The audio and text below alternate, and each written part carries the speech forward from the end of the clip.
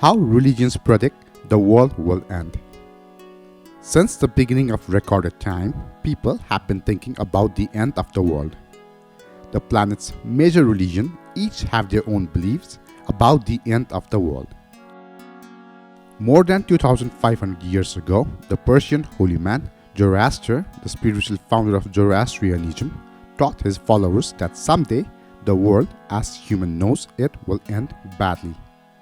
As humans succumb to temptation and become increasingly lawless and deceitful, society will break down, with families splitting up in hatred and slaves brazenly defying nobles.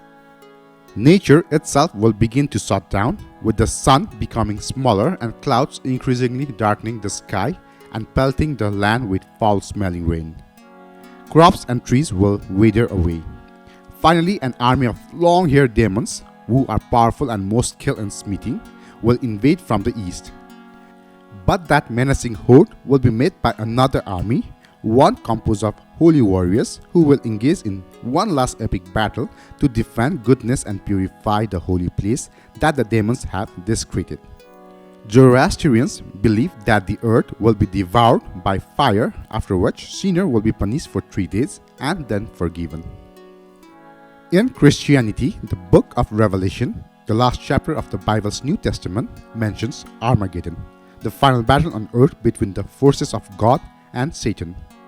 Some Christians believe that the New Testament's book of Revelation isn't just metaphorical, but a literal description of the final battle on earth between God and the force of Satan. Before that happens, there is a series of horrific events, including an earthquake, lightning, and a fiery hailstorm that burns up a third of the trees on earth and turns part of the sea to blood.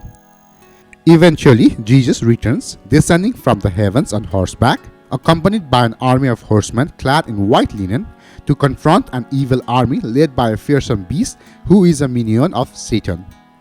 In the end, the evil forces are defeated and the beast is cast into a lake of fire. An angel also grabs hold of Satan himself and throws him into a bottomless pit where he is imprisoned in chains. Good people who have died are revived and live with Jesus in New Jerusalem for 1000 years, while the deceased who were evil are judged and sent to a fiery lake.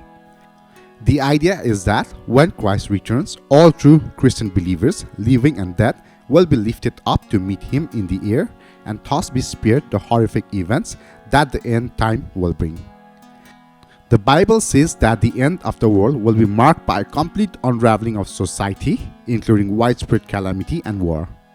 The righteous will be raptured and directly lifted into heaven. In Islam, the Prophet Muhammad describes the event that leads to the end of the world. Natural disaster increase and society undergoes a moral decline that leads to a surge in violence, bloodshed, anarchy, and sexual immorality. A false prophet called Dajjal appears and fools people into following and worshipping him. As in the story, Jesus, a prophet in the Muslim faith, returns to slay Dajjal and rescue humanity from him. The dead are reunited with their bodies and handed a book containing one accumulated deeds.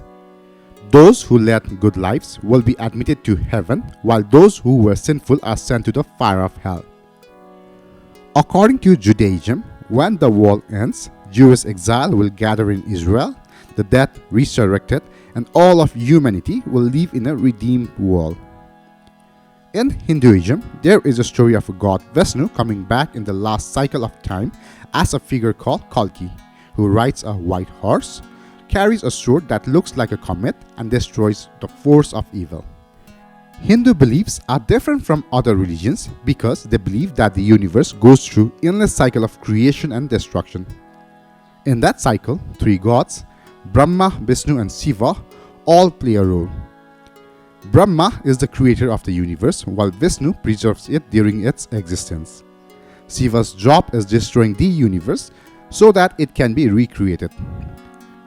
But before that moment comes, humankind begins a long slide towards materialism and evil. When the situation becomes sufficiently bad, Lord Kalki, the avatar or manifestation of Vishnu, appears.